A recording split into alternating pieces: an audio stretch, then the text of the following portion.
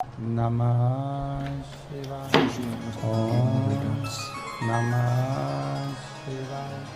ओम नमः शिवाय। विश्वनाथ भगवान की जय। महाकालेश्वर भगवान की जय। ओंकारेश्वर भगवान की जय। कुबेरेश्वर महादेव की जय। हनुमान जी महाराज की जय।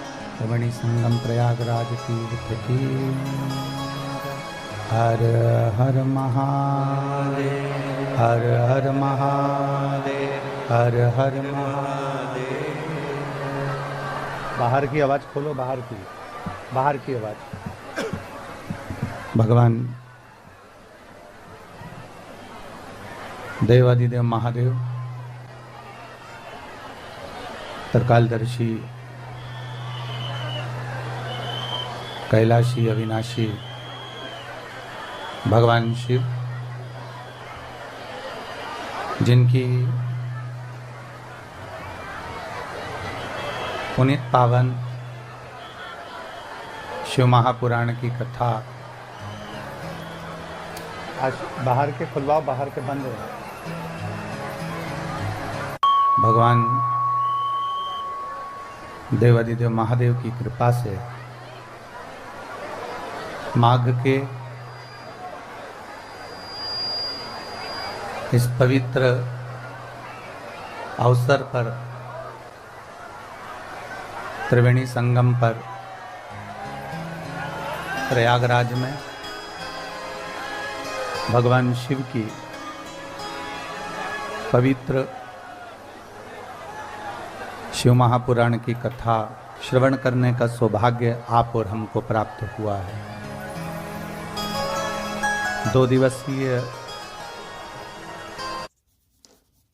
शिव चर्चा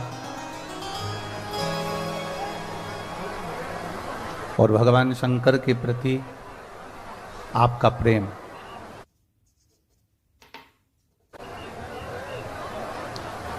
रात को 3:32 से लगातार पानी आ रहा है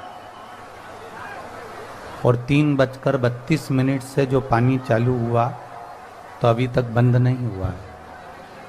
पर आपका विश्वास, आपका भरोसा और आपकी दृढ़ता, उसके लिए हम एक बार ताली बजाते हैं आप सभी के लिए।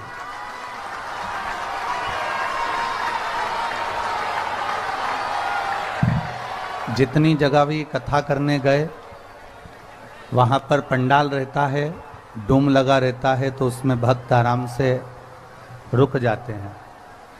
पर प्रयागराज की कथा माँ गंगा के घाट पर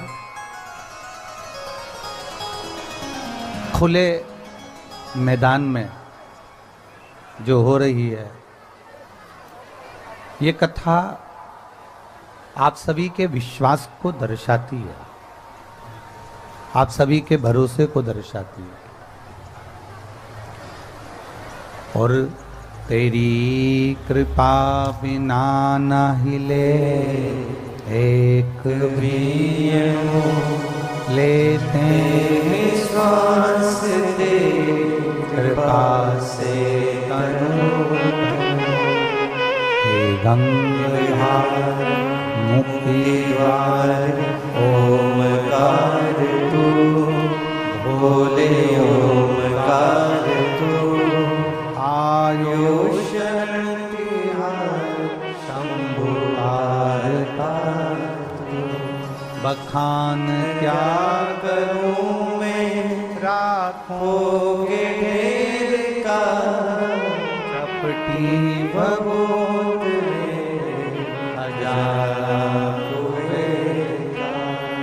हे गंगाधर मुक्ति द्वार ओमकार तू, भोले ओमकार तू। आयुष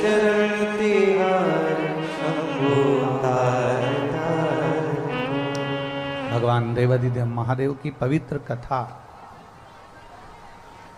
इस माघ मेले में सतुआ बाबा सेवा शिविर में आयोजित महामंडलेश्वर श्री 1008 संतोषदास जी महाराज जी, सतुआ बाबा जी, जिनकी बड़ी कृपा हमको सभी को प्राप्त हुई, जिससे आप और हम सभी भगवान देवादिदेव महादेव की यह पवित्र कथा श्रवण करने के लिए विराजमान। एक बार सतुआ बाबा जी के लिए जोरदार ताली बजाकर स्वागत वंदन अभिनंदन, जिनका और सबसे ज़्यादा अगर धन्यवाद देंगे तो उत्तर प्रदेश पुलिस को और यहाँ के प्रशासन को देंगे, जो पानी में भी बड़े से बड़े ऑफिसर खड़े रहकर, जलवृष्टि में भी सारे जितने भी पुलिसकर्मी हैं, आर्मी के जवान हैं या बीएसएफ के जवान हैं, वे सब सेवा में लगे हुए हैं। भगवान देवादिदेव महादेव की पवित्र हमारे बीच में डीआईजी सर भी यहाँ पर विराजमान है। एक बार जोरदार ताली बजाकर स्वागत वंदन अभिनंदन। शिव की कृपा एक अविरल भक्ति है।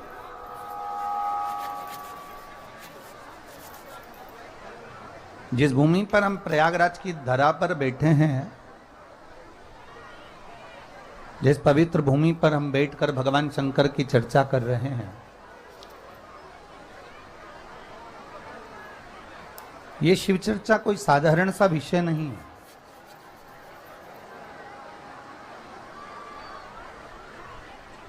कल भी हमने कथा में कहा था कि जैसे पोलियो की 2 बूंद दवा हमें जीवन में कभी हाथ पैर से विकलांग नहीं होने देती। पोलियो की 2 बूंद दवा कल हमने कथा में कहा था कि वह हाथ पैर से विकलांग नहीं होने देती। उसी तरह भगवान शंकर की अगर 2 मिनट की भी शिव महापुराण की कथा मिल जाए तो वह हमारे दिल को, हमारे हृदय को कभी कमजोर नहीं होने देती। वो भगवान शंकर की ओर आसक्त बनाकर रखती है। बोल बम का नारा है, वो हमारे हृदय को मजबूती प्रदान करती है।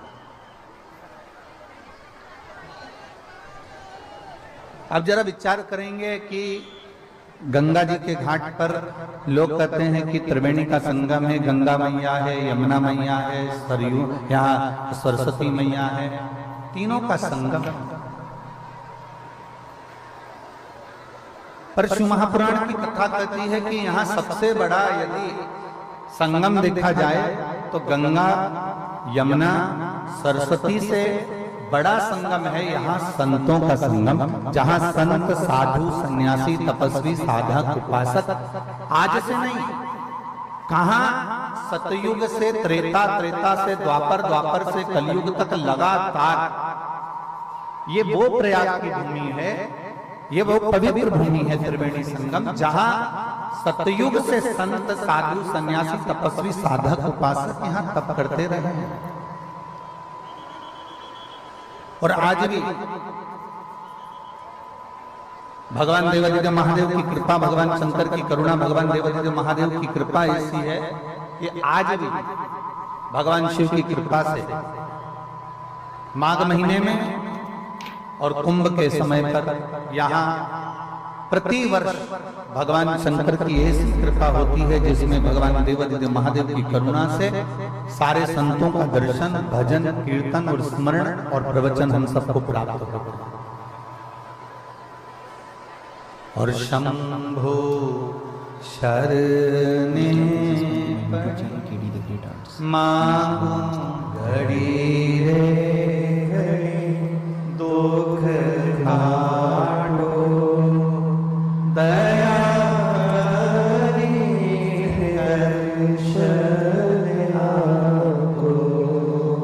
शंभो शरण पड़ी मांगू घड़ी रे घड़ी दुख काटो दया करी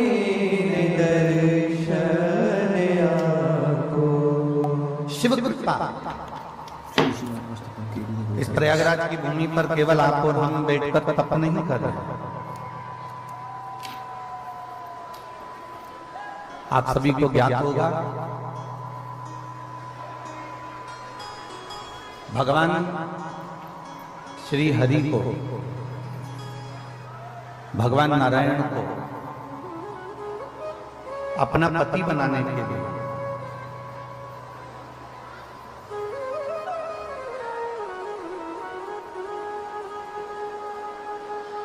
जिन जिन देवताओं ने, जिन जिन देवियों ने तप साधना कर, जिन जिन देवियों ने तप साधना, आपको क्या लग रहा है कि केवल आप ही हो जिन्होंने पूरी रात जलवृष्टि में भी यहां पर बैठे रहे?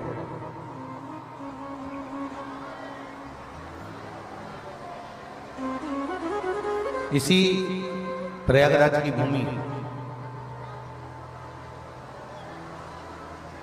जहां 1000 वर्ष तक भगवान नारायण को अपना पति बनाने के लिए माता यमुना ने घोर तप किया, केवल नारायण को पति बनाने।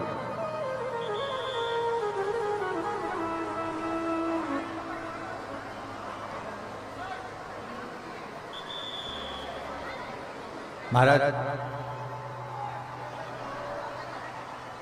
व्यासपीठ के नजदीक में सारे संत साधु जन विराजमान हैं और इस प्रयागराज की पवित्र भूमि पर कई संत, कई साधु, सन्यासी, तपस्वी कल्पवास कर रहे हैं, कई गृहस्थी भी यहाँ कल्पवास कर रहे हैं। आपके स्मरण में एक जगह होगी प्रयागराज की,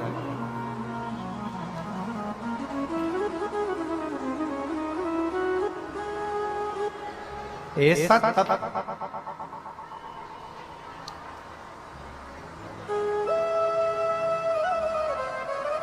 आप सभी के स्मरण में होगा जब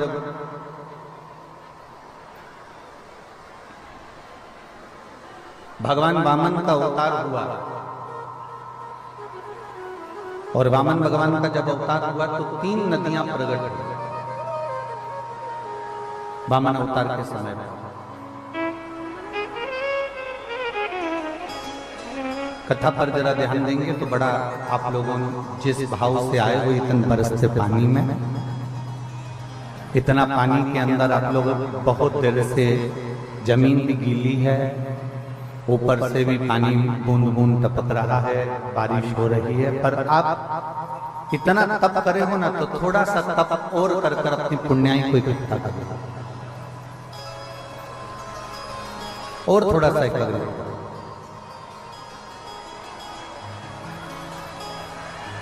वामन भगवान के अवतार के समय पर 3 नदियां प्रकट हुई,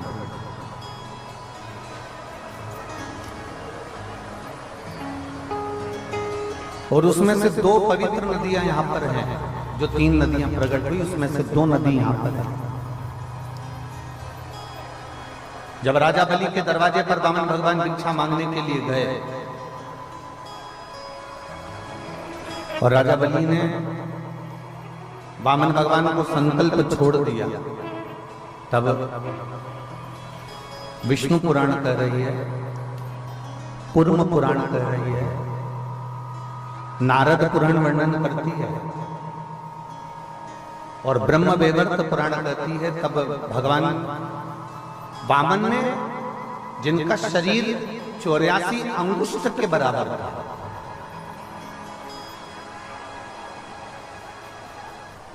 वामन भगवान का जो शरीर था वो 84 अंगुष्ठ के बराबर था, इसलिए आज भी मानव देह जो है ना वो 84 अंगूठे के बराबर है। आप अपने अंगूठे से जब पूरी मानव देह को अंगूठे से लेकर शिखा तक नापेंगे अपने शरीर को, तो ये 84 अंगुष्ठ के बराबर अपना शरीर निकलेगा। आप कितने बड़े, पर अपने हाथ की अगर अंगूठे से नापेंगे तो 84 अंगुष्ठ के बराबर ये शरीर अपना प्राप्त होगा। तो वामन भगवान 84 अंगुष्ठ का शरीर धारण कर कर, छोटा सा रूप धारण कर कर, एक हाथ में छत्र, एक हाथ में कमंडल, कुशा का आसन बाजू में, और भिक्षा लेने के लिए राजा बलि के दरवाजे पर खड़े हुए। राजन भिक्षाम दे, राजन भिक्षाम दे। बहुत छोटा सा रूप रखकर भिक्षा मांगने के लिए परमात्मा खड़े हैं। और आप सभी को मालूम होगा कि किसके दरवाजे से भिक्षा मांग रहे हैं? जम के बोलो जरा। राजा बलि। राजा बलि को जानते हो ना आप लोग? यह कोई साधारण सा राजा बलि नहीं है। जिस राजा बलि ने पूर्व समय में एक अच्छे ब्राह्मण के घर में जन्म लिया था, पर एक कर्म बेकार करा कि वो जुआ खेलना प्रारंभ कर दिया था। और जुआ खेलता, पर जुए में जीत नहीं पाता था, हमेशा हार जाता। ऐसी कोई घड़ी इस राजा बलि के जीवन में नहीं आई जो पूर्व समय का इसका जन्म था, ब्राह्मण के घर में जन्म लेने के बाद जुआ खेलना, पर ऐसा कोई समय नहीं था जिस समय वो एक बार भी जीता हो। अब उसके पास में कोई भी जुए में लगाने के लिए कोई सामग्री नहीं थी। तब उस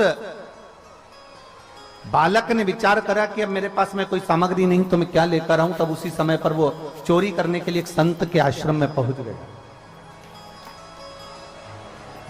एक संत के आश्रम में जैसे ही गया, साधु के आश्रम में जैसे ही गया, संत के दरवाजे पर जैसे ही गया, संत के दरवाजे पर जाते ही उसने देखा कि मैं अंदर संत की कुटिया में मिलेगा क्या, संत की कुटिया में होगा क्या। अब संत के पास मिल क्या सकता है? तो संत की कुटिया में जैसे ही गए और संत की कुटिया में जाकर तुरंत उन्होंने देखा कि यहां से क्या सामान मुझे प्राप्त हो सकता है। तो देखा तो एक कमंडल संत का रखा हुआ था, एक आसन संत का रखा हुआ था, एक छत्र संत का रखा हुआ था। बाहर आवाज नहीं जा रही है। एक संत का कमंडल रखा हुआ है, एक छत्र रखा हुआ है, एक आसन रखा हुआ है, पादुका रखी हुई है। ये सारी सामग्री उस चोर ने विचार कर कर उस सारी सामग्री को चुरा लिया।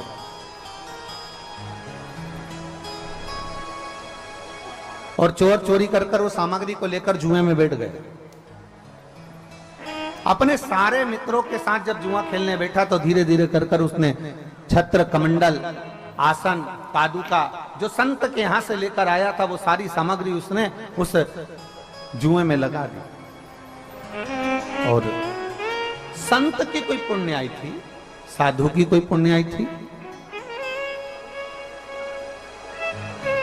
गुरुजन की कोई पुण्याई थी।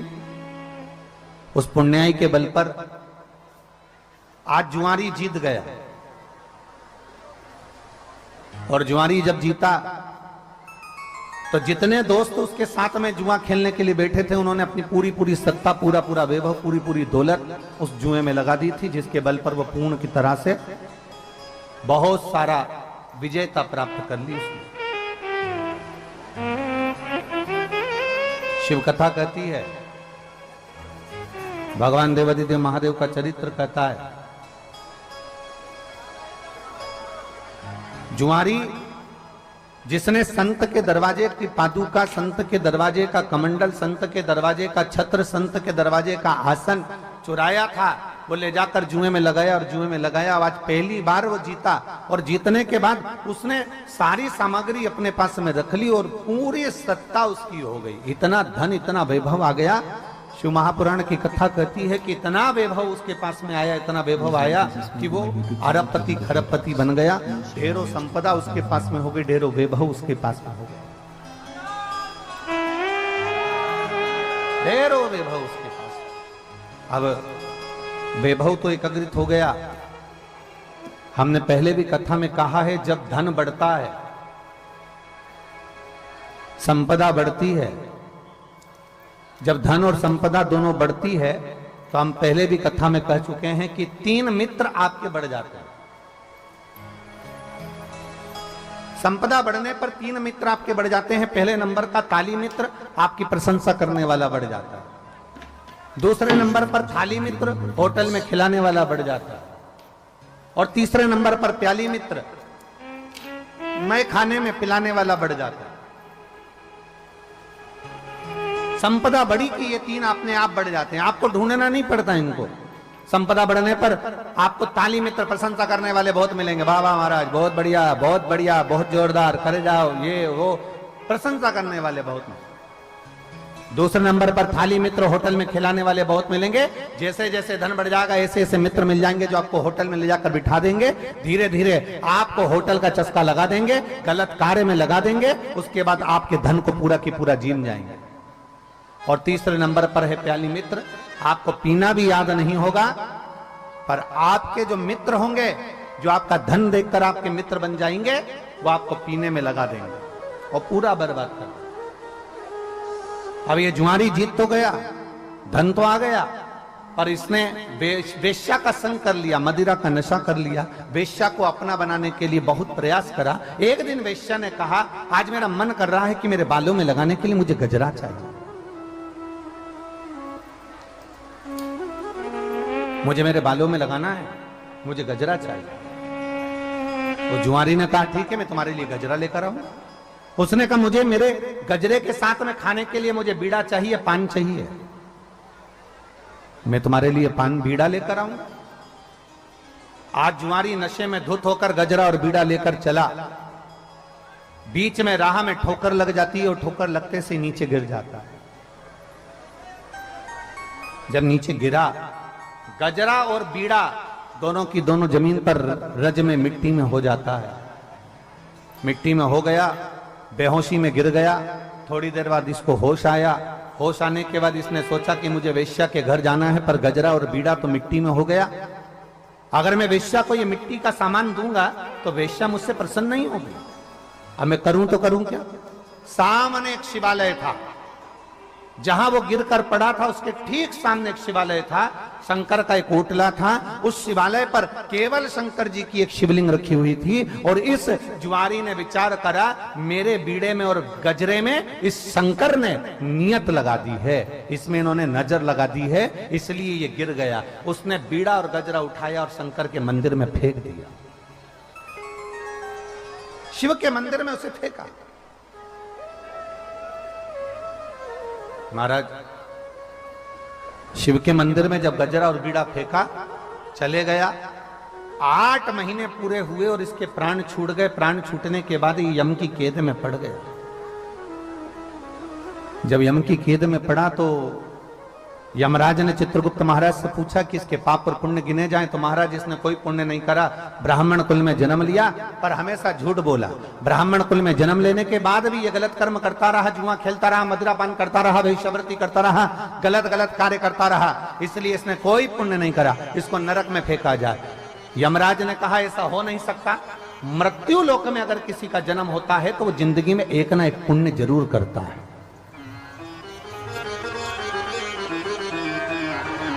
कोई संसार में ऐसा जन्मा नहीं है, कोई संसार में ऐसा नहीं जन्मा जिसने मृत्यु लोक में जन्म लेने के बाद कोई पुण्य नहीं करा। इसने जरूर कोई पुण्य करा होगा। जरा देखो कि पुण्य करा तो करा कौन सा पुण्य। तब धर्मराज ने कहा, चित्रगुप्त महाराज फिर से ध्यान लगाओ। चित्रगुप्त महाराज ने फिर अपने पोथी पाने खोले तो ध्यान दिया, इसने एक पुण्य करा था, शंकर जी के मंदिर में गजरा और पान शंकर जी के मंदिर में दिया था। इतने में पास में खड़े हुए गुप्तचरों ने कहा, दिया नहीं था, वो तो वेश्या के घर लेकर जा रहा था और वो मिट्टी में हो गया था, तो उसको शंकर जी के मंदिर में फेंक दिया। धर्मराज ने कहा, नशे में था, चाहता तो गजरा और बीड़ा नल्ली में फेंकता, गटर में फेंकता, खड्डे में फेंकता, रोड पर फेंकता, पर नशे में भी इसको शंकर का मंदिर याद था। इसलिए एक काम करो, जितने कदम चलकर ये गजरा और बीड़ा लेकर शिवजी के मंदिर में पहुंचा है, उतने समय के लिए कदम गिने जाएं और उतने समय के लिए इसको इंद्र का राजपाट दे दिया जाए। उतने समय के लिए इसको इंद्र का सिंहासन दे दिया। वो जुआरी को इंद्र का सिंहासन दिया गया। जुआरी बैठ तो गया, पर जुआरी को लगा कि मैंने थोड़ी सी देर शंकर भगवान के मंदिर में केवल एक गजरा और बीड़ा दिया था, तो मुझे इंद्र का सिंहासन मिला है। इस सिंहासन का उपयोग करना है मुझे, मैंने दान किया, उसका फल मुझे मिला। तब उस जुआरी ने विचार करा, इंद्र के सिंहासन पर बैठकर ताली बजाकर अप्सराओं को बुलाया, दान कर दिया। ऐरावत को बुलाया, दान कर दिया। जितना इंद्र के राज्य में, राजकोष में जितना वैभव था, सारे के सारा ले जाकर दान कर दिया। जैसे ही दान करा, 14 घड़ी के बाद में वो जुआरी नीचे उतर गया। इंद्र वापिस अपनी कुर्सी पर बैठ गए। जब इंद्र अपनी कुर्सी पर बैठे, उन्होंने अप्सराओं को बुलाया तो अप्सरा नहीं आती, ऐरावत को बुलाया तो ऐरावत नहीं आता, राजकोष देखा तो पूरा खाली था। इंद्र दौड़कर भगवान नारायण के पास पहुंचे। श्री हरि के पास पहुंचकर कहा, बाबा बड़ा गजब करा, इस जुआरी ने तो मुझे बर्बाद कर दिया, मेरे राजकोष को पूरा नष्ट कर दिया, सब कुछ दान कर दिया। भगवान नारायण ने कहा, रे इंद्र, तू इतने सालों से कुर्सी पर बैठा था, जो तू नहीं कर पाया इतने सालों में, वो 14 घड़ी बैठकर अपनी कुर्सी का सदुपयोग कर कर सब कुछ अच्छा कर कर चले गया। सही सत्ताधारी, सही कुर्सीधारी ऐसा ही होता है, जब अपनी कुर्सी पर बैठता है तो अपने देश और प्रदेश को बचाने का ही प्रयास करता है। सही सत्ताधारी होगा, वो बचाने का प्रयास करेगा। हमने कल कथा में एक बात कही थी, आप लोगों के स्मरण में होगी, कि कुर्सी मिल जाए, पद मिल जाए, प्रतिष्ठा मिल जाए, आप अच्छे ओहदे पर पहुंच जाएं, तो सबसे ज्यादा जरूरी होती है आपकी नम्रता, आपकी विनम्रता, बहुत जरूरी।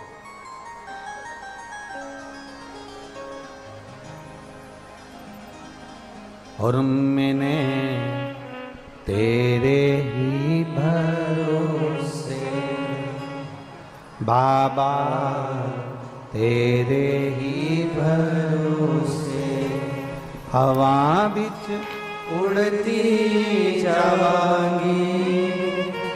बाबा डोर तो छड़ी ना में कटी जावांगी। भोले मैं तेरी पतन, शंभो मैं तेरी पतन, हवा बिच उड़ती जावांगी। बाबा डोर तो छड़ी ना में कटी जावांगी। भोले मैं तेरी पतन। स्वयं धर्मराज कर रहे हैं, स्वयं धर्मराज कर रहे हैं कि इसने जितने कदम शिव के मंदिर तक ये गया है, जितने कदम चलकर ये शिवालय तक पहुंचा है, उतने कदम के लिए, उतने क्षण के लिए, उतनी घड़ी के लिए, उतने पल के लिए इसको इंद्र का सिंहासन दे दिया है। आप लोग जाते हो शिव मंदिर? जम के तो बोलो जरा। आप सब अगर शिव मंदिर जाते हो तो जरा विचार करिएगा, वो जुआरी 14 कदम चलकर शिव मंदिर तक गया तो 14 घड़ी के लिए उसको इंद्र का सिंहासन दे दिया। अगर आप रोज देवाधिदेव महादेव के दरवाजे तक जाते हो तो क्या मेरा महादेव आपकी झोली खुशियों से नहीं भरेगा? आप रोज जाते हो, तेरे मंदिर में आना मेरा काम है और मेरी बिगड़ी बनाना। अगर हम उसके दरवाजे तक जा रहे हैं तो वो क्यों ना हमारे संभाले?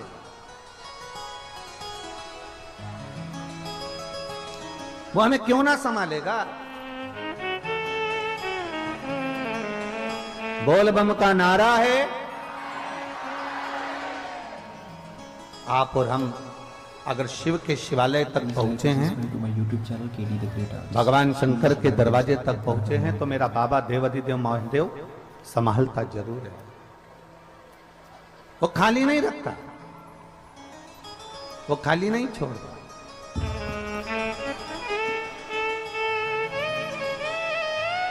तेरे दरबार की बाबा निराली शान देखी,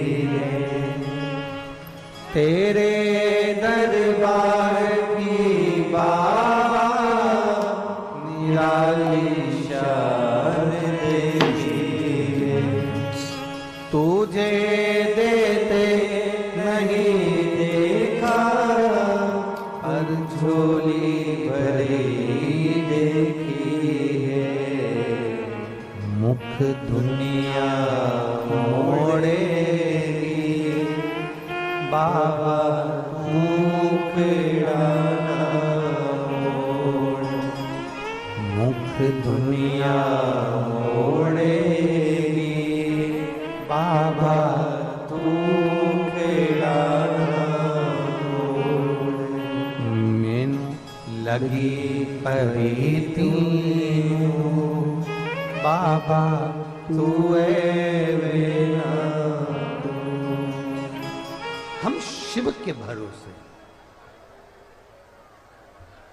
हम शंकर के भरोसे, हम शिव के आश्रित होकर आए,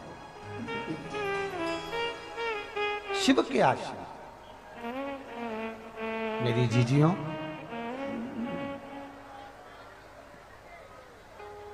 मेरे जीजाओं, मेरी दीदियों,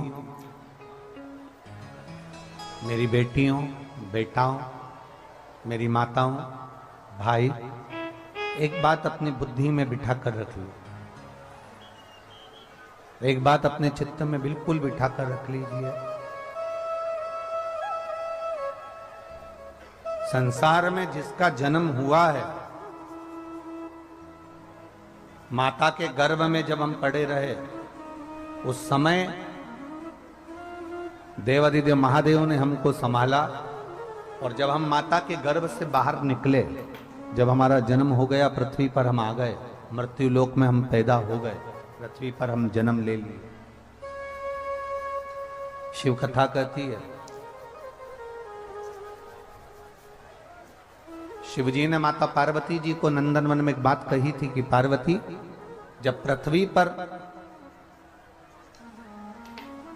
पशु, पक्षी, जलचर, थलचर, वायुचर या मनुष्य, जानवर, कोई भी पृथ्वी पर जब जन्म लेता है, एक छोटा सा छोटा जीव भी अगर पृथ्वी पर जन्म लेता है, तो शिव कहते हैं उसके भरण पोषण की जवाबदारी मेरी होती है। इसलिए लोग मुझे हमेशा विश्वनाथ कहते हैं, क्योंकि मैं किसी को अनाथ नहीं छोड़ता।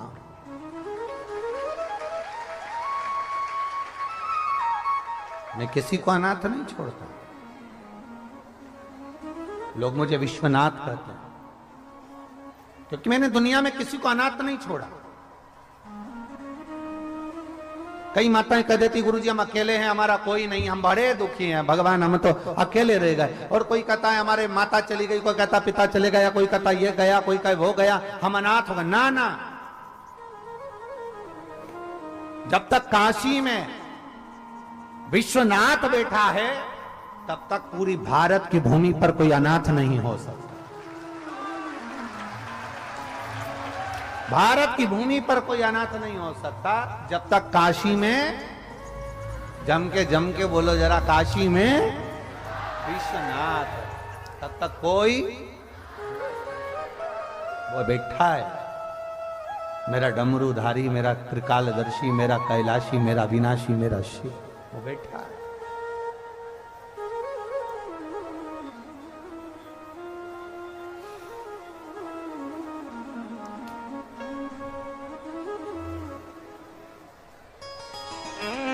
कल हमने आपको कहा था, तुम्हारी धूप में तप रहे थे, तब हमने एक बात कही थी कि तुम्हारी परीक्षा लेगा।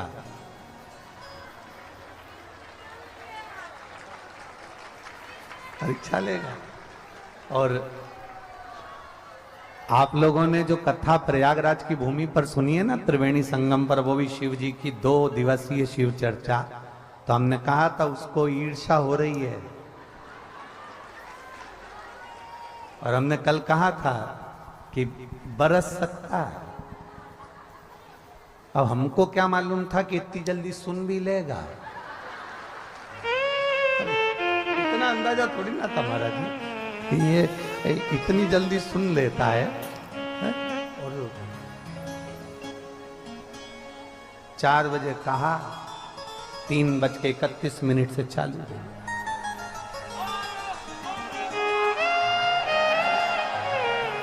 बोल बम का नारा है। पर एक बात कहें आप लोगों से, ए प्रयागराज वाले, तुम भी गजब के हो रहे, पक्का?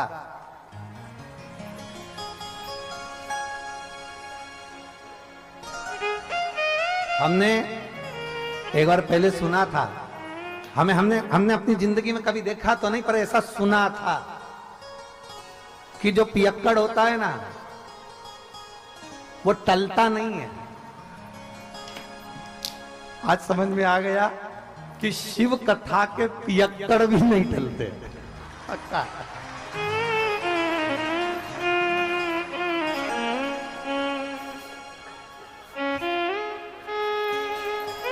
प्रशासन के अधिकारी कह रहे थे कि आज बहुत पानी गिरा है, अब गुरुजी नहीं आएंगे हो, तो इन सब से कह दिया जाए कि ये सब अपने घर जाए। तो इतने में कोई ने कहा, आप कह दो कि जाओ। पर कई लोगों ने कहा भी, आप लोगों से बोला था जाओ थोड़ा इधर चले जाओ, उधर चले जाओ, नहीं कहा ना। कितने अच्छा भाव है देखो अब, और कहे सो जाओ तो कोई तुम जाने वाले हो है? तुम ना जाओ।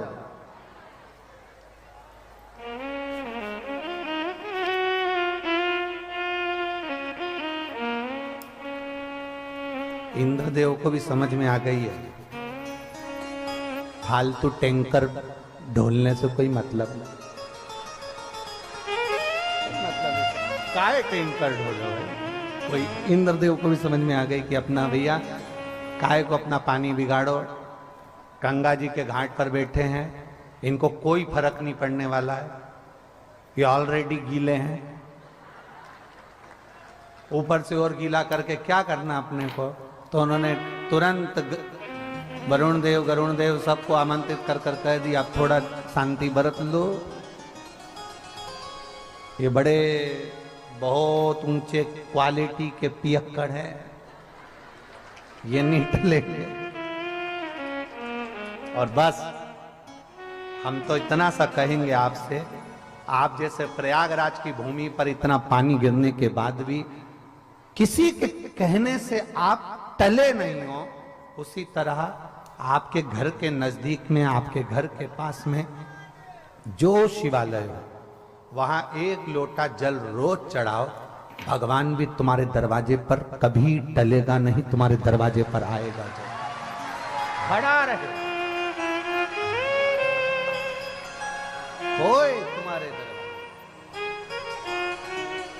आज आप लोगों की तप साधना देखकर हमको बहुत बहुत अच्छा लगा, क्योंकि इस प्रयागराज की भूमि पर केवल आप गीले होकर तप साधना नहीं करे हो, आप धूप में बैठकर तप साधना नहीं करे हो, आप ठंड में बैठकर तप साधना नहीं करे हो। इस प्रयागराज की भूमि पर जो हमने दर्शन किया, जो हमारे पुराणों ने बताया, जो हमारे शास्त्रों ने बताया,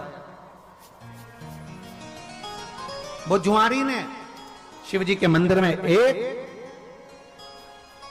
गजरा और बीड़ा पटका था, तो भगवान नारायण ने आकर उस जुआरी के सामने कह दिया था कि तूने ऐसा दान करा कि मेरा मन करता है कि मैं तेरे दरवाजे पर भिक्षा मांगने आऊंगा। पृथ्वी पर तू राजा बलि बनेगा और मैं तेरे दरवाजे पर वामन भगवान बनकर भिक्षा मांगूंगा। मैं स्वयं तेरे दरवाजे पर आकर भिक्षा मांगूंगा, तू साधारण नहीं है। राजा बलि बना दिया, दरवाजे पर भिक्षा मांगने वामन भगवान पहुंच गए। जब भिक्षा मांगने के लिए पहुंचे तो 3 पृथ्वी को नापते समय 3 चरण भगवान ने उठाना प्रयास किया, और पृथ्वी नापी 1 में, दूजे में आकाश। जब नापने के लिए जैसे ही चरण उठाने लगे तो उनका चरण जब पताल में गया, पताल में जाते से उनके पांव के नख से भूमि खरोची, और खरोचने से एक नदी प्रकट हो गई, जो कालिंदगिरी पर्वत पर जाकर प्रगटी, जिसका नाम यमुना हुआ। कौन सी नदी थी? यमुना।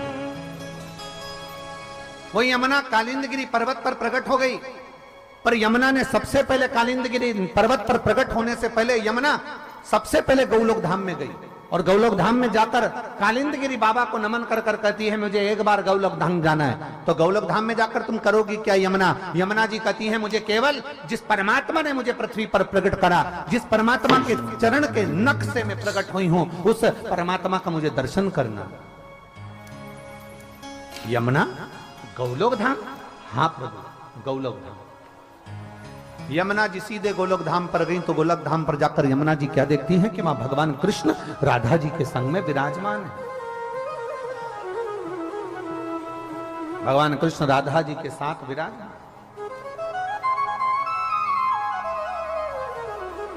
और राधा जी के साथ भगवान कृष्ण विराजमान थे, बड़े आनंद में झूला झूल रहे थे। यमुना जी ने जाकर जो नारायण का दर्शन करा, भगवान हरि विठल का दर्शन करा, भगवान पांडुरंगा का दर्शन करा, भगवान कृष्ण का दर्शन करा, भगवान विष्णु का दर्शन करा, जो दर्शन किया तो उसी समय पर यमुना जी के हृदय में आ गया जैसे राधा भगवान कृष्ण के पास में बैठी है, मुझे भी उस नारायण के करीब में बैठना है और मुझे भी इनकी पटरानी बनना है। मैं भी पटरानी बनूं, पर पटरानी बनने के लिए कोई सहजता नहीं है, कोई साधारणता नहीं है। शिव महापुराण की कथा कहती है भगवान के करीब में जाने के लिए दुनिया तरसती है, पर भगवान अपने करीब में उसी को बुलाता है जिसको उसे दूसरी बार जन्म नहीं देना होता, अपना बना लेना होता। दुनिया तरसती है। आप जैसे कथा में आए हो ना, ऐसे ढेर ना जाने कितने लोग विचार करते होंगे हम प्रयागराज की कथा होगी ना हम जाएंगे, हम पक्का जाएंगे। मालूम पड़ा निकलने वाले थे, बुखार आ गया।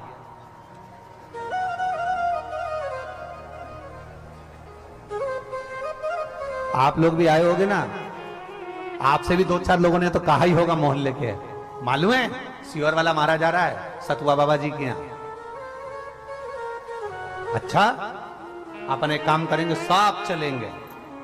बोलो बोलो सही है कि गलत है? सब चलेंगे।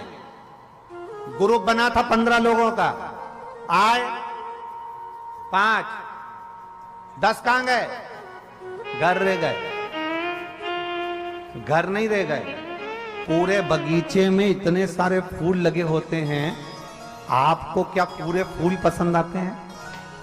2-4 फूल अच्छे पसंद आते हैं जिसको तुम तोड़ना चाहते हो।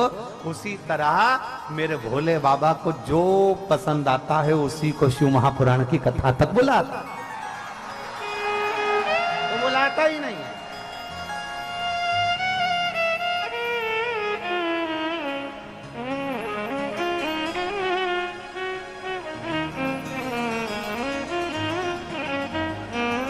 मेरा शंभु बुलाता ही नहीं, बुलाएगा उसी को जो उसको पसंद आए। आप अगर यहां बैठे हो, कथा के पंडाल में बैठे हो, कथा के मंडप में बैठे हो, आप अगर प्रयागराज की पवित्र धरा पर बैठकर शिव महापुराण की कथा सुन रहे हो, और जितने लोग आस्था चैनल पर टीवी के माध्यम से, मोबाइल के माध्यम से, यूट्यूब फेसबुक के माध्यम से, जितने इस विश्व में सभी सनातनी जिस पवित्र शिव महापुराण की कथा को माघ मेले से श्रवण कर रहे हैं 2 दिवसीय कथा को, आप समझ कर बैठना कि आप भगवान शंकर के पूर्व से रिश्तेदार थे और अब पक्के रिश्तेदार बन चुके हैं। अब पक्के रिश्तेदार, इसलिए सारी समस्या का हल। और वो एक लोटा दे।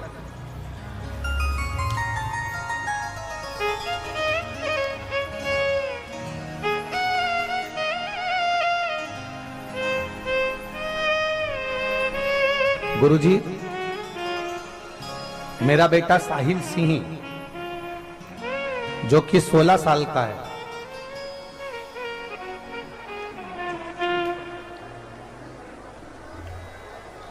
ये पत्र लिखा है जया सिंह गाजीपुर। कहीं बैठी हैं जया सिंह गाजीपुर से? आप ही हैं? एक सा हाथ हिला दो एक बार। श्री शिवाय नमस्तुभ्यम। बेटा आया है, लिया इसको, लिया। गुरुजी, मेरा बेटा साहिल सिंह जो कि 16 साल का है, उसके गले में गांठ हो गई थी। उसके गले में गांठ हो गई, वो गांठ बढ़ती चली जा रही थी, पूरा गला उसका सूज गया था। गाजीपुर डॉक्टर को दिखाया तो जांच हुआ, दवा ली, लेकिन कोई फायदा नहीं हुआ। फिर हम उस बेटे को लेकर बनारस के लिए चले गए और बनारस में दिखाई, वहां भी बहुत सारी जांच हुई, दवा लेकर घर आए पर आराम नहीं लगा। 2 साल हो गए, दवाइयां पर दवाइयां चलती रही पर गांठ ठीक नहीं हुई। बाबा हम क्या वर्णन करें। वापिस जब हम बनारस डॉक्टर को दिखाने के लिए गए तो डॉक्टर ने कहा इसका ऑपरेशन होगा, गठान निकलना पड़ेगी और ये गठान बहुत बड़ी हो गई है जो जांच के लिए जाएगी। गठान को ऑपरेशन द्वारा निकाला जाएगा। अब हम ऑपरेशन की सुनकर बड़े दुखी हो गए कि इतना दिन हो गया दवाई लेते लेते पर ठीक नहीं हुई और ऑपरेशन का डॉक्टर कह दिए हैं और ऑपरेशन होना है इसका। अब करे तो करे क्या। और डॉक्टर ने कह दिया ये ऑपरेशन कोई साधारण नहीं है, हो सकता है कि इसके गले से गठान निकलेगी तो इसकी आवाज भी जा सकती है और ये गठान जब जांच के लिए जाएगी तो मालूम पड़े कि कोई बड़ी बीमारी हो सकती है, क्योंकि ये गठान साधारण नहीं है। तब गुरुदेव हम करते तो करते क्या। आप कहते हो सारी समस्या का हल 1 लोटा जल। हम शिव जी के मंदिर जाना चालू कर दिए। पहले हम मंदिर नहीं जाते थे गुरुदेव, हम शिव को इतना नहीं मानते थे। हमने मंदिर जाना प्रारंभ करा, 1 लोटा जल चढ़ाना प्रारंभ करा, बेलपत्र खिलाना प्रारंभ करा। जब प्रारंभ करा तो गठान में थोड़ा सा अंतर आया, सूजन खत्म हुई पर गठान खत्म नहीं हुई। तब हम वापिस डॉक्टर को दिखाने के लिए गए तो डॉक्टर कहे सूजन तो चली गई है पर गठान नहीं गई, ये गठान तो अभी भी इसके गले में है, इसका ऑपरेशन जल्दी से जल्दी करना। हम बनारस से वापिस आ गए, सीहोर गए। सीहोर जाकर वहां से रुद्राक्ष लेकर आ गए, उसको तांबे के कलश में गलाते, शिव जी को चढ़ाते, अवधूतेश्वर महादेव के नाम से उस पानी को पिला देते। शिव जी के मंदिर जाते, जल चढ़ाकर उस पानी को पिला देते। शंकर जी के मंदिर जाते, एक बेलपत्र लाकर इस बच्चे को खिला देते।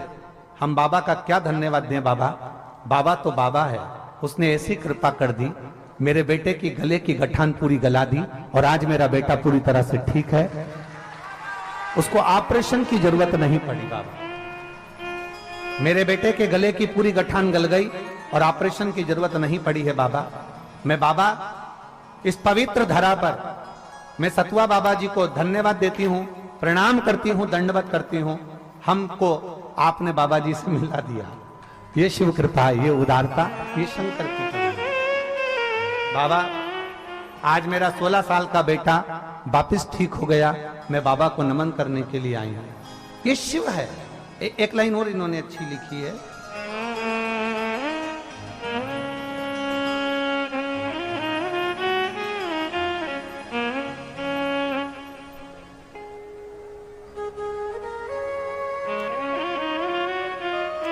मेरा बेटा गुरुजी बहुत मुश्किल के बाद तो मेरे को मिला, बहुत मुश्किल के बाद तो इसका जन्म हुआ और उसको इतनी तकलीफ हो गई थी जिसको देखकर हमको भी रोना आता था। पर बाबा कृपालु है, दयालु है, कुबेर भंडारी है जिसने मेरे बेटे को ठीक कर दिया है। ये शिव तत्व है।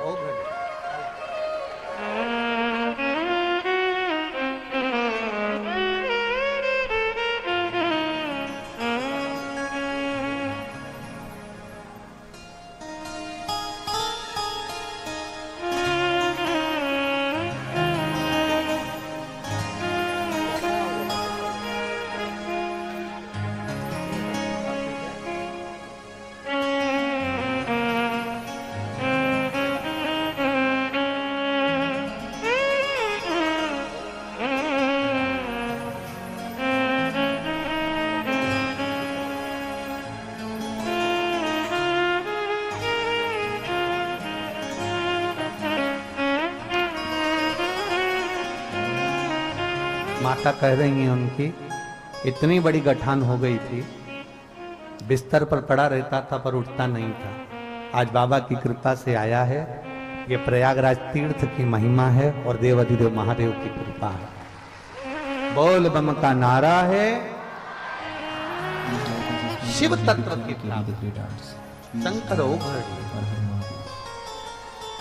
आप उसे दिल से रिझाएंगे, वो दिल से मिलता है। आप उसे दिल से पुकारेंगे, वो दिल से आपके सम्मुख में होगा। आप जितना जितना विश्वास से भगवान को रिझाते हैं, भगवान उतने विश्वास को जीत कर आपका होता है। 10 दिन मंदिर चले गए और विचार करा कि मुझे भगवान शंकर सब कुछ दे दे, तो ये कठिन है हमारा, बहुत कठिन। आप ये ना सोचिए, आप में से कई लोग ऐसे भी हैं जो 8 दिन 15 दिन 20 दिन मंदिर चले जाए, मंदिर जाने के बाद में विचार करें कि भगवान हमारी सुन ले, वापिस मंदिर जाना बंद कर दे। ये सहजता नहीं होती, ये सहजता नहीं। और मेरे भोले तेरा सहारा है, मेरे भोले तेरा सहारा है, मेरी नैया का तू किनारा है, मेरी नैया का तू किनारा है। मेरे बाबा तुझे पुकारा है, मेरे बाबा तुझे पुकारा है, मेरी नैया का तू किनारा है, मेरी नैया का तू किनारा है। आप आए हो प्रयागराज की धरा पर बैठे हो, आप आए पहले भी होगे, प्रयागराज की भूमि पर ऐसे नहीं होगे कि आप पहले नहीं आए होगे। पर पहले आए थे तो गंगा यमुना सरस्वती का स्नान करने के लिए आए थे, पहले आए थे तो प्रयाग का मेला घूमने के लिए आए थे, पहले आए थे तो कुंभ का मेला घूमने के लिए आए थे, पहले आए थे तो प्रयाग का शाही स्नान करने के लिए आए थे। पर आज आप त्रिवेणी के संगम पर आप मेला देखने के लिए नहीं आए हो, आज त्रिवेणी के संगम पर आप मेला घूमने के लिए नहीं आए हो, आज त्रिवेणी के संगम पर आप देवादिदेव महादेव से, जो आज जगत का पिता है, उसको गले लगाने के लिए आए हो, इसलिए यहां पर।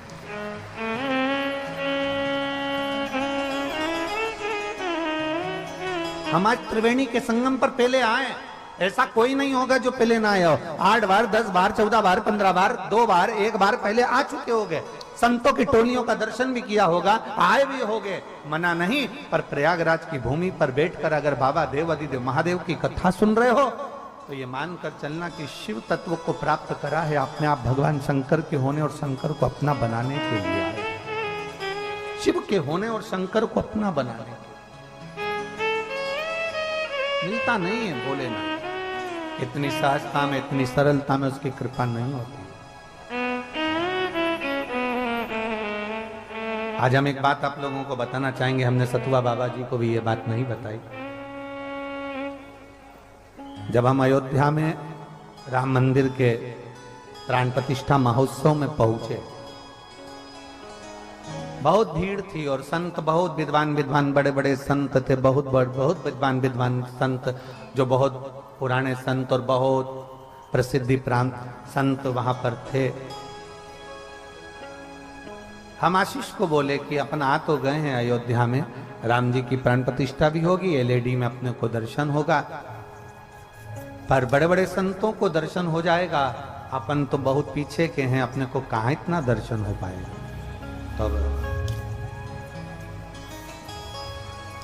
हम महादेव से कहे, हमने कहा बाबा अब तुम्हारे ऊपर है, और आप मानेंगे नहीं, जैसे ही प्राण प्रतिष्ठा महोत्सव में पहुंचे सतुआ बाबा जी हाथ पकड़कर हमको आगे बिठा दिया। और दूसरा, ऐसी राम जी की कृपा हुई कि राम जी का ही स्वरूप, राम जी के ही कृपा पात्र, जो पूरे विश्व में राम कथा को अपनी जिंदगी में अनमोल मोती के रूप में प्रदान करते रहे, परम पूज्य मुरारी बापू जी, जिन्होंने संपूर्ण देश विदेश में एक रतन के रूप में राम कथा को दिया। आप मानेंगे नहीं, थोड़ी देर में बापू ने हमारा हाथ पकड़ा और हाथ पकड़कर हमको राम मंदिर में ले जाकर राम जी का दर्शन उनके साथ में करा रहे।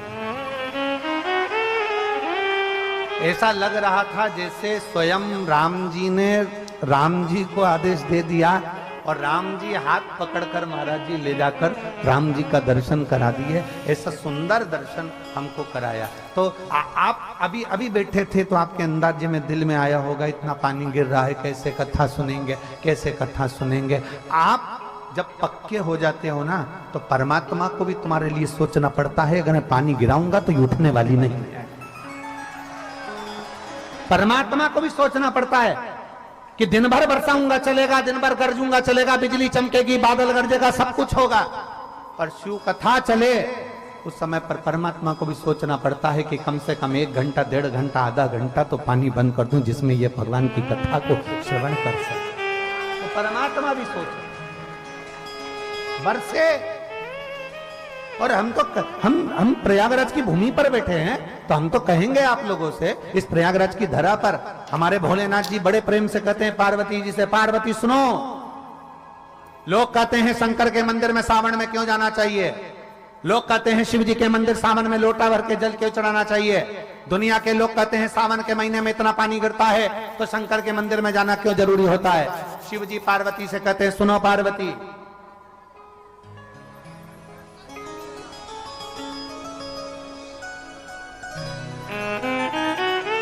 सावन के महीने में भगवान शंकर पार्वती से कहते हैं सुनो पार्वती, जब एक भक्त मेरे ऊपर जल चढ़ाने के लिए आता है तब मैं इंद्र को भी कह देता हूं, गरुण और वरुण को भी कह देता हूं, सुनो जब भक्त आए तब पानी मत गिराना, जब भक्त आ जाए तब पानी गिराना। क्यों? समझ में आया? बारिश बरसो, खूब बरसो, पर ऐसी मत बरसो कि कोई आ ना सके। शिव जी कहते हैं बारिश बरसो, खूब बरसो, पर ऐसी मत बरसो कि कोई आ ना सके। और अब शिव जी कहते हैं बारिश बरसो, ऐसी बरसो कि अब कोई जा ना सके, ऐसी बरसो। अब आ गया है ना मेरे पास मेरा भक्त, अब आ गया ना मेरा भक्त, मेरे शिवालय में आ गया, मेरी शरणागति में आ गया, मेरे पास आ गया। और जब भोले का भक्त भोले के करीब में आ जाए, बारिश अब बरसो तो ऐसी बरसो कि कोई जा ना सके, जो मेरा हो जाए तो मेरे पास से कभी ना जाए, इसलिए तू बरसते रहे, वो मेरे करीब में बना रहे। ये शिव क्यों घड़ी है, ये शंभू है, ये त्रिकालदर्शी, ये कैलाशी, ये अविनाशी, ये शंकर है, उसको पहचानना कठिन है। यमुना मैया गई, जो उन्होंने गोलोक धाम में दर्शन करा भगवान का, विचार कर लिया कि मुझे पटरानी बनना है भगवान नारायण की, पटरानी बनना है भगवान कृष्ण की, अब करूं तो करूं क्या। यमुना मैया सीधे सबसे पहले माता सरस्वती के पास पहुंची, ब्रह्मणी के पास में पहुंचकर उन्होंने विनती करी, मुझे करूं क्या, मैं कैसे भगवान कृष्ण की, भगवान नारायण की पटरानी बन सकती हूं, आप बताओ मैं कैसे बन सकती हूं। सरस्वती ने कहा एक ही काम है, गंगा जी के घाट पर जाओ, शंकर जी की आराधना करो। गंगा के घाट पर शिव की आराधना? हाँ। यमुना मैया पूरे मृत्यु लोक में भ्रमण करती करती करती करती प्रयागराज की पवित्र भूमि पर पहुंच गई। और प्रयागराज की पवित्र भूमि पर भीटा की पहाड़ियों में, कहां की पहाड़ी?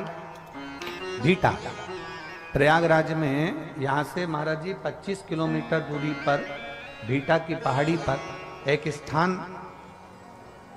ऐसा स्थान है शंकर जी का, यमुना जी का ऐसा स्थान जहां पर स्वयं यमुना भगवान शंकर की आराधना करने के लिए बैठी और शंकर जी को सुजावन महादेव के नाम से वहां पर आना पड़ा और दर्शन देना पड़ा।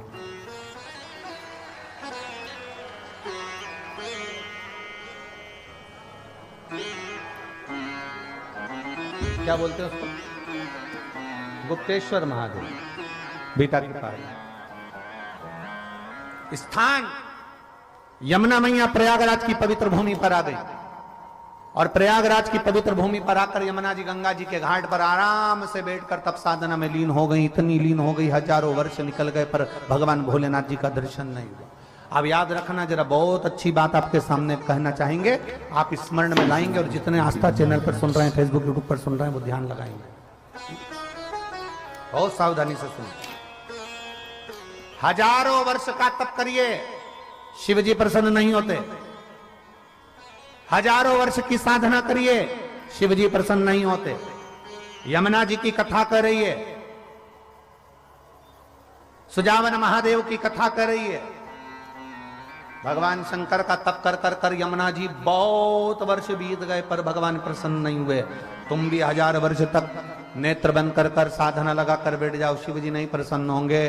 तुम वन में जाकर बैठ जाओ, महादेव प्रसन्न नहीं होंगे। 1000 वर्ष तक तप करो, महादेव प्रसन्न नहीं होंगे।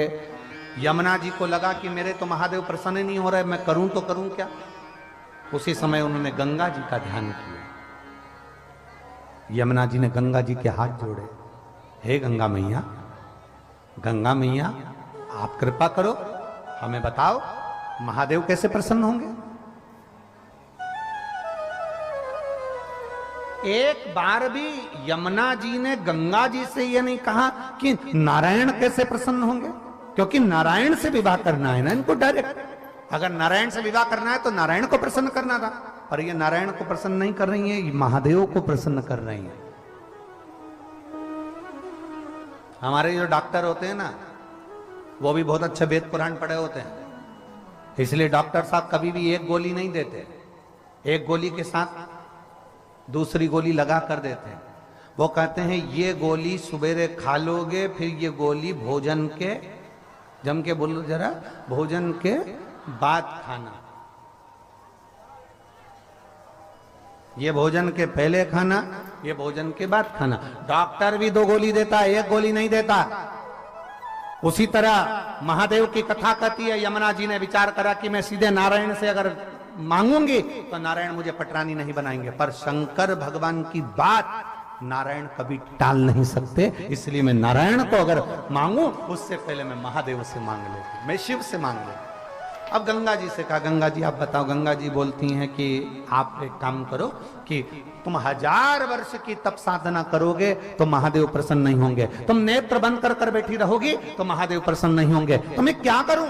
तब यमुना जी से गंगा जी ने कहा, बालू रेत का शिवलिंग बनाओ, उसकी पूजन कर कर 1 लोटा जल चढ़ाओ। अब देखो, आपसे भी हम एक ही बात कहते हैं, सारी समस्या का हल।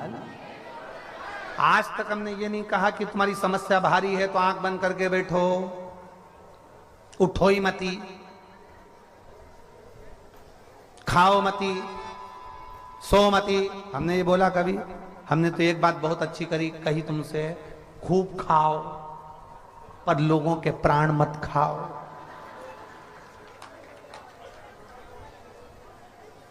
हम कभी मना करें तुम?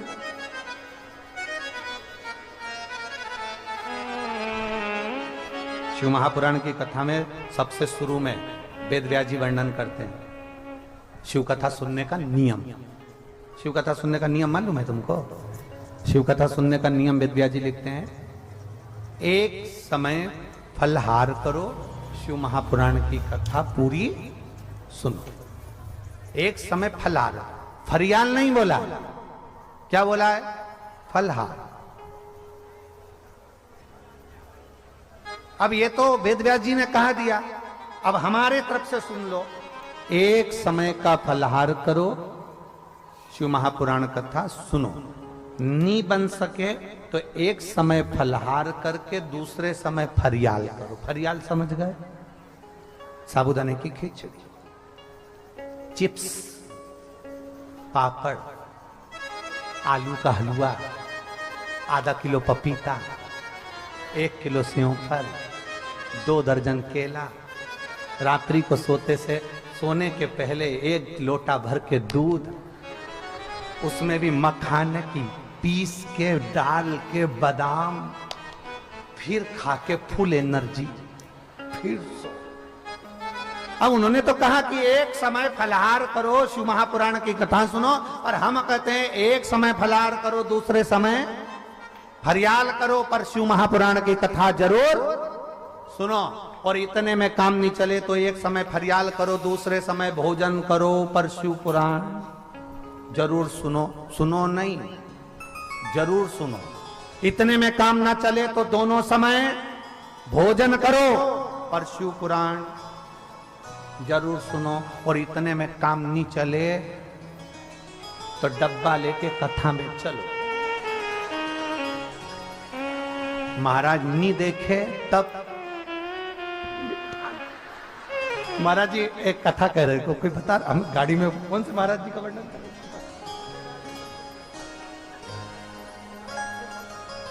जरा इनको माइक दो, जरा माइक दो जरा। ना ना ना थोड़ा सा तो बोलो, देव जरा माइक। महाराज जी ये पहली बार शिव पुराण में ऐसा हुआ है। आज थोड़ा सा एक महाराज जी का वर्णन कर रहे थे कि एक महाराज जी ऐसे थे जो प्रवचन देते थे तो वो, हाँ महाराज जी, काशी की बात है,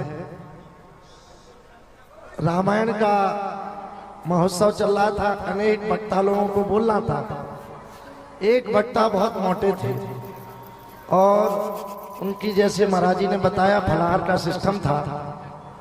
अब उनको बीच में भूख लगी आई तो भोजन करते अपने प्रवचन देते देते साल ओढ़ के और पूरा खा लिए। तो हमने पूछा क्या हुआ, बोले थोड़ी सी माला जब बाकी रह गई थी वही जप रहे थे। बोला हर हर महादेव। तो महाराज जी बता रहे थे कि जब अपनी इंद्रियां एकदम प्रसन्न होगी तभी तो कथा में रस आएगा। जब इंद्रियां, अब मालूम पड़े कहीं का बेचारा डाक कहीं ने कह दिया नहीं भागवत जी सुनना है, रामायण सुनना है, शिव पुराण सुनना है, उपास करना पड़ेगा, उपास करा दिया, मालूम पड़े उसकी शुगर की बीमारी थी, ब्लड प्रेशर की बीमारी थी, और बेचारी ने कुछ नहीं खाया, शुगर और बीपी ऊंचा नीचा हो गया, और कथा की यजमान हॉस्पिटल में 3 दिन से पड़ी, 7 दिन की कथा यूं ही नहीं पिट गई। क्या मतलब? खूब चरो और एकादशी करो, कोई मना नहीं। दिल से अपनी इंद्रियों, कभी भी परमात्मा ये नहीं कहता कि तुम भूखे रहना। कहा भगवान ने? जम के तो बोलो। भगवान कभी नहीं कहता कि तू भूखे रहना। भगवान इतना जरूर कहता है कि किसी का दिल मत दुखाना। जिस दिन तूने दिल नहीं दुखाया समझ लेना तेरा व्रत सफल हो गया और मैं तेरा हूं, मैं तेरा। अब मालूम पड़े आप किसी का दिल दुखा दो और रहे एक बार की बात है महाराज जी, कहीं की एक माता जी बहुत बुजुर्ग सी एक बार कथा में आ गई थी, और कथा में आते से बोली गुरुजी हमको तुमसे गुरु मंत्र लेना है। हमने कहा माता जी कितने साल की हो? कि 82। हमने कहा 82 वर्ष की हो गई, तुमने अभी तक गुरु मंत्र नहीं लिया? कहीं नहीं महाराज जी, एक बार हम जब छोटे से थे, शादी नहीं भई थी हमारी, तब हमने गुरु मंत्र ले लिया था, हमारी अम्मा ने दिलवा दिया था। एक महाराज जी आए थे, उनसे मंत्र दिलवाया था। फिर हमारी शादी हो गई, हम हमारे पति के साथ चित्रकूट घूमने गए। हमने कहा हमारे गुरु जी इतने ही रहते हैं यहीं पर, तो अपन चलते हैं। हम जो गुरु जी से मिलने के लिए गए तो मालूम पड़ा कि हमारे गुरु जी तो फिर हमारी उम्र आगे बढ़ी। हमारे पति ने कहा तुम्हारे गुरुजी नहीं है तो हमारे गुरुजी यहीं रहते हैं काशी में, चलो हम उनसे मंत्र दिला दे। हमारे पति हमें वहीं से चित्रकूट से सीधे काशी ले गए, उन्होंने उनसे मंत्र दिलवा दिया। हमारे बच्चे बड़े हुए, वो कहे हमें काशी घूमना है, हम काशी घूमने के लिए गए। दूसरी बार हमने कहा चलो हमारे गुरुजी इतने ही रहते, हम उनसे मिलिए। गुरुजी से मिलने गए तो मालूम पड़ा गुरुजी। फिर हमारी जीजी हमारे साथ गई थी, उसने कहा तुम चिंता मत करो, तुम्हारे गुरुजी चले गए तो क्या हुआ, हमारे गुरुजी यहीं रहते हैं पास में प्रयाग में। हमारी जीजी हमें प्रयाग ले आई, अवस्था हमारी हो गई और हमारी जीजी ने हमें प्रयाग में लाके गुरु मंत्र दिलवा दिया। फिर हमारे बच्चे बड़े हो गए, कुंभ के मेले में प्रयाग आए, उन्होंने कहा हमारे गुरुजी यहीं रहते हैं प्रयाग में, चलो मिल यहाँ आए। जो मिलने गए तो पता चला गुरुजी से। अब वो महिला बोली गुरुजी हमारा कोई गुरु नहीं है, तुम मंत्र दे दो। हमने कर रेन दे। तू रहने दे, मंत्र लेती जाती है, गुरु को निपटाती जाती है। मंत्र ले, तेरा हाथ जोड़ो, रहने दे, प्रयाग तक स्थिर है, सीहोर तक नहीं। बढ़िया, तो यही। अरे बोल बम का नारा है।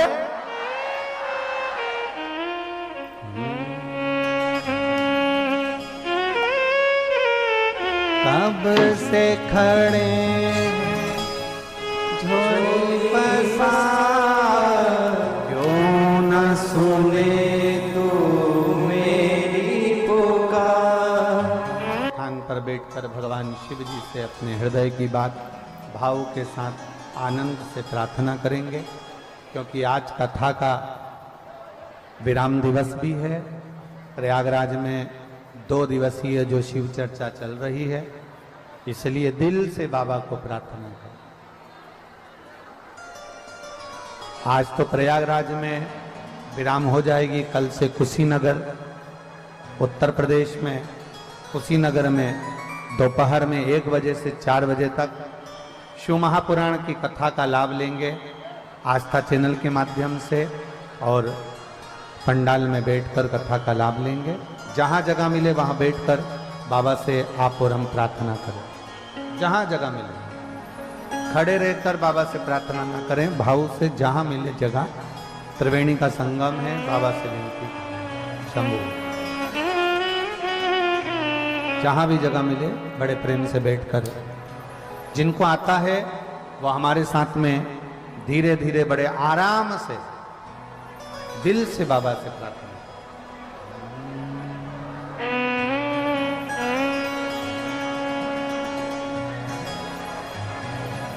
श्री शिवाय नमस्तुभ्यं। श्री शिवाय नमस्तुभ्यं। श्री शिवाय नमस्तुभ्यं। श्री शिवाय नमस्तुभ्यं। श्री शिवाय नमस्तुभ्यं। श्री शिवाय नमस्तुभ्यं। श्री शिवाय नमस्तुभ्यं। भोला सब दुख काटो हमारा, ओ भोला सब दुख काटो हमारा। शिव शंकर जपो तेरी माला, भोले बाबा जपो तेरी माला। भोला सब दुख काटो हमारा, ओ भोला सब दुख काटो हमारा। वेश है मंगल मंगलकारी,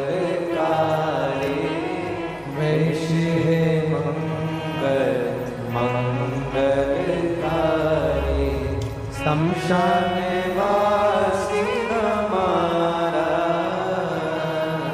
शमशान वासी हमारा। ओ भोला सब दुख काटो हमारा, ओ भोला सब दुख काटो हमारा। भगवान देवादिदेव महादेव का चरित्र कह रहा है, भगवान शिव का संवाद कर रहा है। आप यमुना मैया भगवान की तप साधना करने के लिए बैठे, खूब तप किया है यमुना जी, खूब तप किया। और आखिरी में गंगा जी ने कहा कि यमुना तुम एक काम करो, बालू रेत का शिवलिंग बनाओ, उसकी पूजन।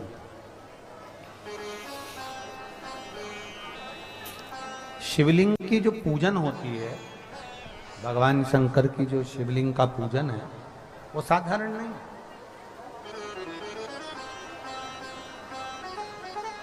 दो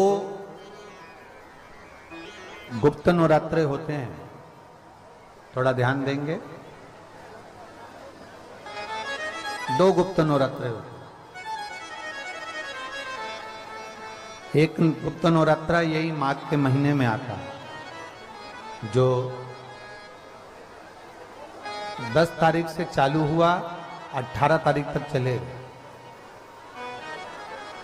श्रृंगी ऋषि ने इस गुप्त नवरात्रे का बड़ा वर्णन किया। श्रृंगी बाबा ने इस गुप्त नवरात्रे के बारे में बहुत कुछ बताया, बहुत कुछ।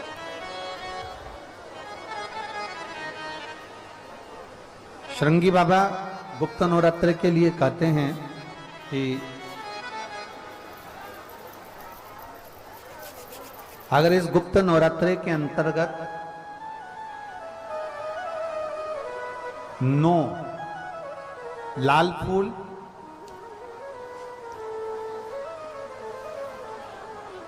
और 5 श्वेत पुष्प। लोग कहते हैं गुप्त नवरात्रे में हम देवी की आराधना करें, गुप्त नवरात्रे में हम भगवान की आराधना करें, पर शिव महापुराण की कथा कर रही है, भगवान शंकर का चरित्र कथा है। अगर आपने देवी भागवत का स्मरण किया हो या भगवान शिव की एक पवित्र आनंदमय कथा स्कंद पुराण के काशी खंड में अगर सुनी हो या उसमें भी नहीं पढ़ पाए हो, तो श्रृंगी ऋषि के चरित्र में आता है। श्रृंगी बाबा ने वर्णन किया है कि किसी भी स्थान पर, किसी भी स्थान पर यदि हमारे घर में 2 शिवलिंग है, नहीं है, तो किसी अपने घर के गमले में, बगीचे में 2 पार्थिव लिंग का निर्माण करें। 2 पार्थिव लिंग, उसमें एक शिवजी का स्मरण करें और एक में माता पार्वती जी का स्मरण। देवादिदेव महादेव के 2 स्वरूप, 2 लिंग प्रकट कर कर, एक पर 9 पुष्प लाल और एक पर श्वेत पुष्प 5 समर्पित करें, बाबा की आराधना करें, घी का दीप लगाएं, पूजन करें, और बाद में उन शिवलिंग को और उन पुष्पों को विसर्जन करें। किसी भी नदी में, तालाब में, बावड़ी में, अगर वहां नहीं विसर्जन कर सकते हैं तो किसी वृक्ष के नीचे उनका विसर्जन कर दें। पर ये नवरात्रे, ये जो गुप्त नवरात्रे हैं, इस माघ महीने में जो गुप्त नवरात्रे आती है, इसी के अंतर्गत इसका पूजन है। एक बार हमने पहले वर्णन किया था, जिसके यहाँ संतान नहीं होती उसके लिए भी पहले जो आषाढ़ के महीने में जो गुप्त नवरात्रे आते हैं उसका स्मरण कराया था, और इसका एक पत्र यहां पर भी है।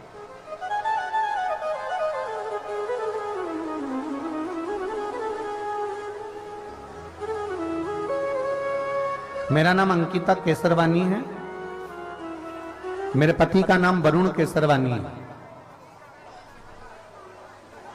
मैं कल्याणी देवी मंदिर प्रयागराज की रहने वाली हूं।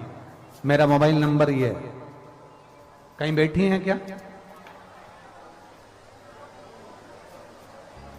अगर कहीं बैठी हो तो हाथ का इशारा करेंगे।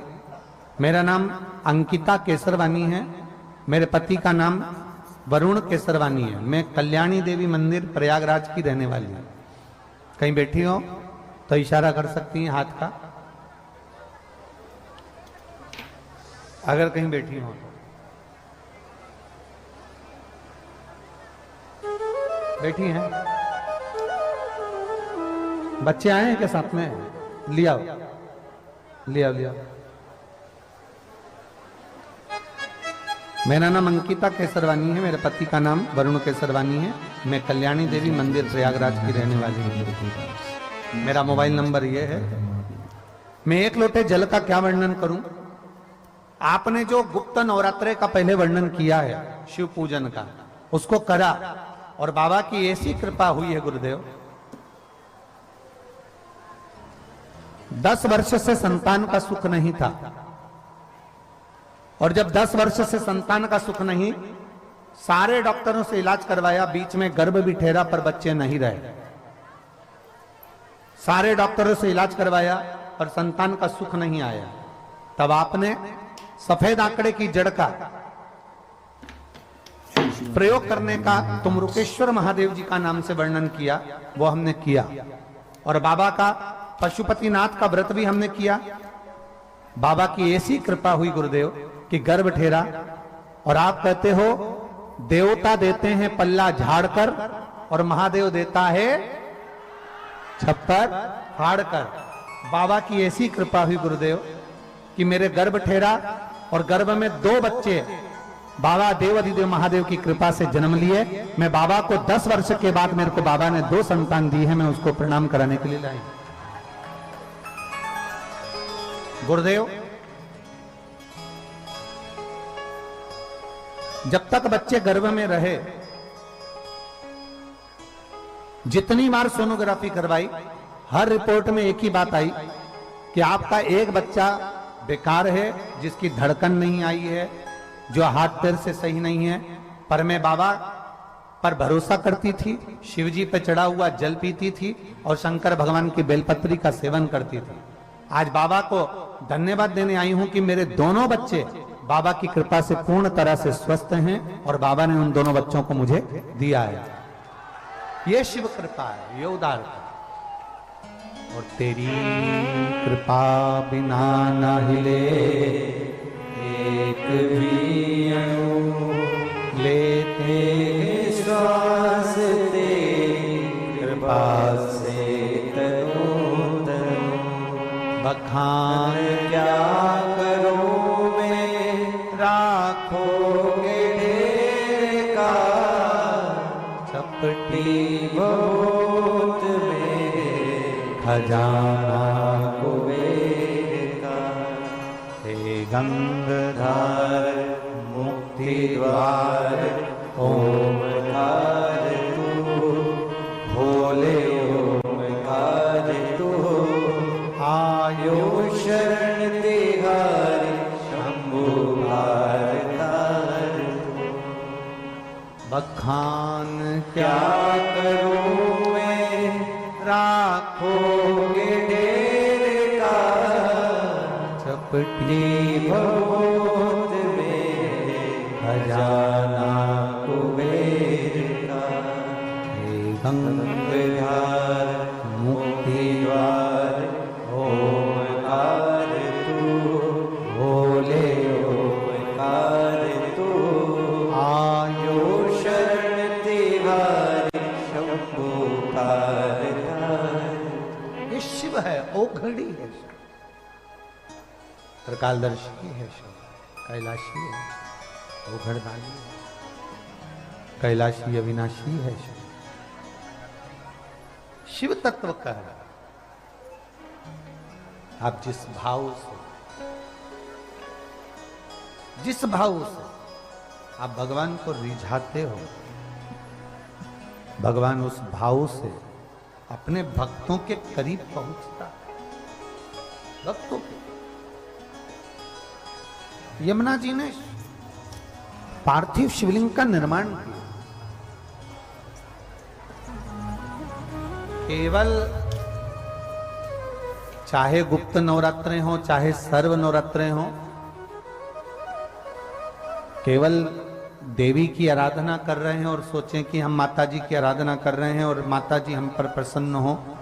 शिव महापुराण की कथा कहती है, कोई सी भी नवरात्रे में अगर आप शंकर भगवान की आराधना के साथ देवी की आराधना करेंगे तो शिव महापुराण की कथा कहती है महादेव शिव और शक्ति दोनों ही कृपा जरूर करते हैं। ये निश्चित है,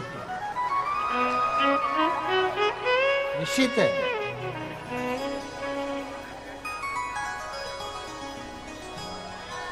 केवल एक शिव की आराधना कर लेना या शक्ति की आराधना कर लेना, हम शिव और शक्ति की दोनों की आराधना एक साथ करें। हम शिव और शक्ति की दोनों की आराधना, दोनों की आराधना। और हम तो एक बात बहुत अच्छे से कहेंगे, हमने पहले भी कहा,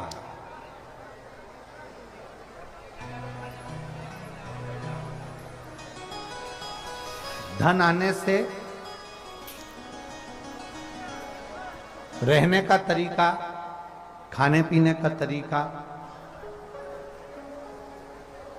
गाड़ी बंगले का तरीका,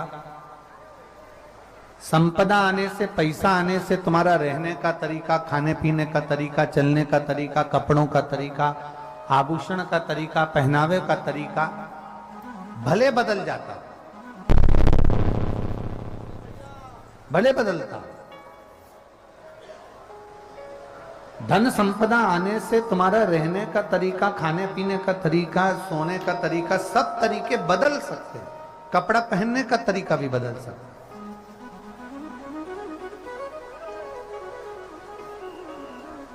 परशु महापुराण की कथा कहती है, धन कपड़ा बदल देगा, घर बदल देगा, गाड़ी बदल देगा, पहनावा बदल देगा, भोजन बदल देगा, तुम्हारी सत्ता बदल देगा, और धन तुम्हारी सोच नहीं बदल सकता। शिव महापुराण की कथा कहती है, सोच तो तुम्हारी भगवान की पुराण, शास्त्र, वेद या संत या सदगुरु की शरणागति में बैठने पर ही बदलती है। ऐसे सोच बदल ही नहीं सकती। आपकी और हमारी सोच बदलना है तो संतों की शरणागति में जाना है। सोच बदलना है तो परमात्मा की शरणागति में पहुंचना है। सोच बदलना है तो संतों के बीच में जाना है। सोच बदलना है तो देवालय, शिवालय, भगवान शंकर की आराधना करने जाना है।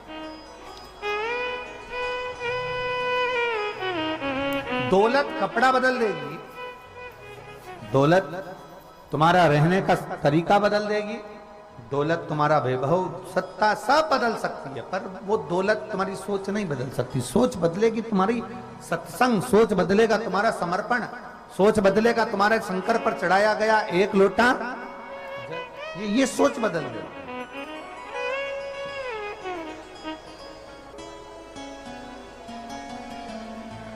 अपने मन से, अपने दिल से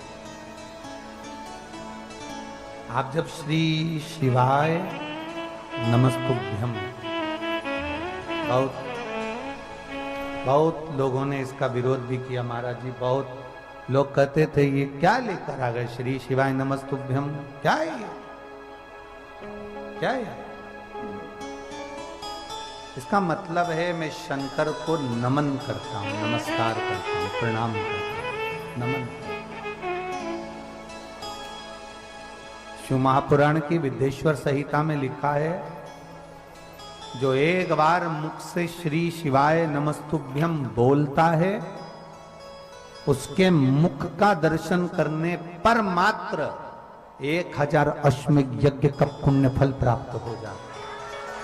केवल श्री शिवाय नमस्तुभ्यम बोलने वाले के मुख का दर्शन मात्र कर लेने से ये फल की प्राप्ति है। और आप और हम तो कितने भाग्यशाली हैं, कितने किस्मत वाले हैं, कितने प्रबल भाग्य लेकर आए हैं कि आप और हम सब पंडाल में बैठकर, कथाओं में बैठकर दिन भर अपनी बातों में भी अपन भगवान शंकर के नाम का स्मरण करते हैं और एक दूसरे का मुख का दर्शन करते हैं। तो हमारे लिए तो हजारों अश्वमेध यज्ञ का फल यहीं प्राप्त हो जाता है। कहाँ हम भूल गए, कहाँ? कई बार हमसे भी लोग कहते हैं, कई बार हमसे भी लोग कहते हैं, महाराज जी ये बताओ कि आपने कितने यज्ञ करे?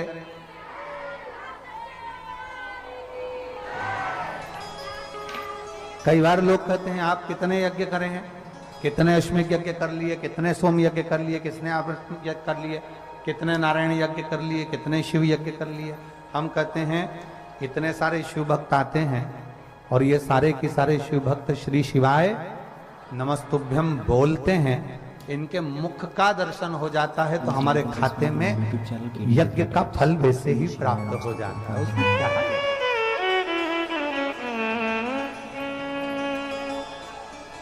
करो शिव का।